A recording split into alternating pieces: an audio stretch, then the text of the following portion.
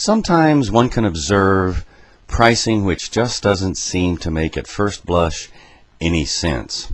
Consider, if you will, firm A and B located some capital D distance from each other, and consumers would probably go to the one that's cheaper in terms of the price for each and the cost of the distance to get there, and so that the point of equality between the two, the boundary for where consumers for A and consumers for B, would be where the price for each is equal. The cost of getting to A plus its price and the cost of getting to B plus its price.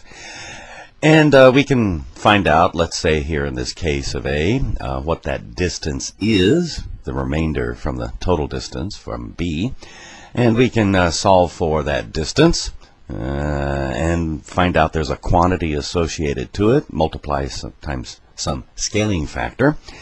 And if we substitute that into the profit maximizing equation, we find that our price is a function of our competitor's price and these other parameters, and we can find a reaction function, which means to say what would be the price our competitor would charge maximizing his or her profit given our price.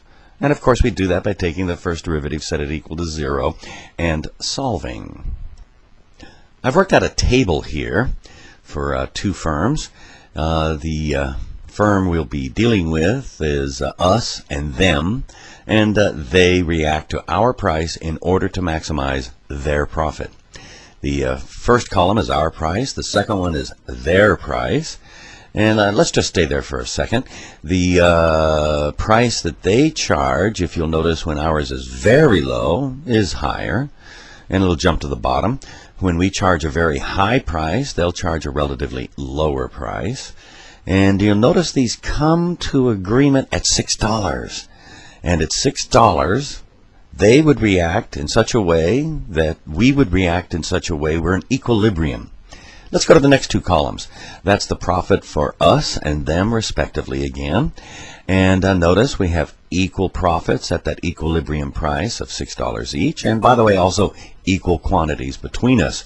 By the way, just because there's equal profits does not guarantee equilibrium. You'll notice above in parentheses I put another equal there, and that is where, if you look at it a bit, you'll see that the profits are equal as they cross each other again. We'll see a graph in a second. But that doesn't mean much. You'll notice the prices for reaction are not in equilibrium. There are some other choices here, which we'll see on the graph as well. I could choose to be pernicious, meaning I want to make this other guy suffer. That the other guy has the worst possible outcome, but on his best choice, vis-a-vis my choice. My analogy here is that in equilibrium we both drive a Chevy Ford. In pernicious, I drive a bicycle and he goes barefoot. There's another one, if you'll notice, and that is I could choose to maximize my profit regardless, and the other one, she now drives a Rolls Royce while I drive a Cadillac. There's finally a last consideration. It's called predatory pricing, and a predatory pricing is where I just make sure they lose money. Let's go to the graphs. On this graph, we have on the horizontal our price. We're A here. We're the green line.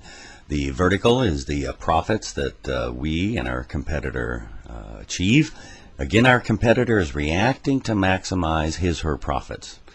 Let's see. On our perspective alone, we'd want to at least make some money, so we probably wouldn't price it too low. Yeah, we lose money. And if we price it too high, no one wants to buy it.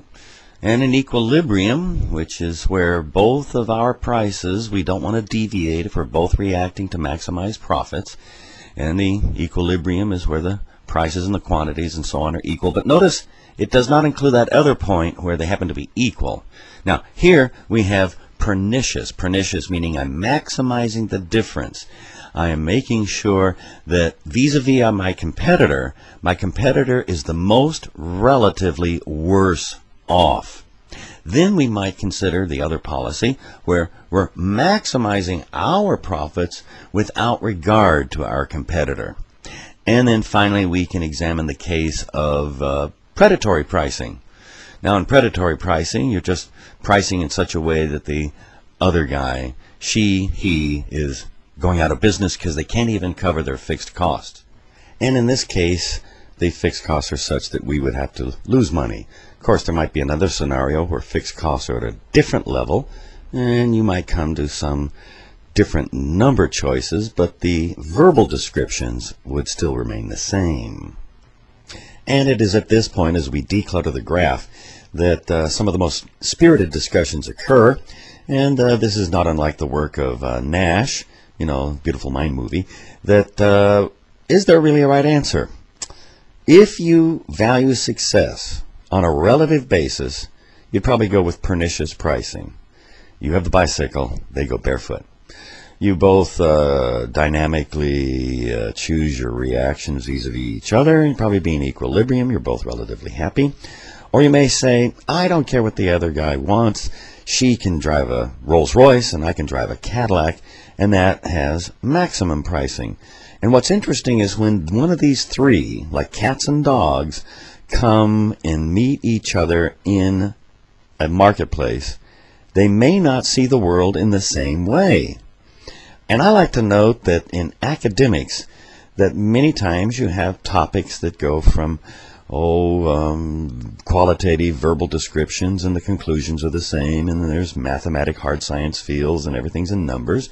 And many times you have verbal qualitative descriptions which are resolved with some numerics, marketing, psychology. But it's rare to have a numeric basis resolve in a purely qualitative discussion like we have here with Dr. C. Invests.